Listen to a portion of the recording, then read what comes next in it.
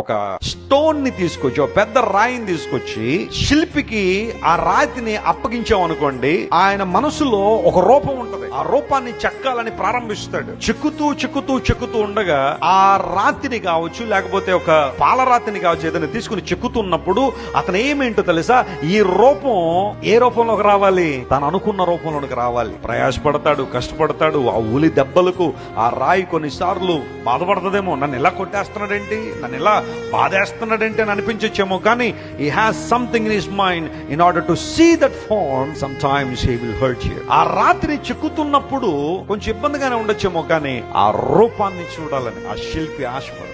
ప్రభునందు ప్రియులారా, కొన్నిసార్లు శ్రమలు, ఇబ్బందులు, ప్రతికూల వాతావరణాలు, నిందలు, అవమానాలు, భక్తి గురించిన హింస, నీ కుటుంబంలో సవాలు, నువ్వు అనుకున్నది ఒకటైతే జరుగుతున్నది మరొకటి అనిపించవచ్చు. ఇవన్నీ ఏం చేస్తున్నాయి తెలుసా, నిన్ను క్రీస్తు రూపంలోనికి ఏం చేస్తున్నాయి, షేప్ చేస్తా.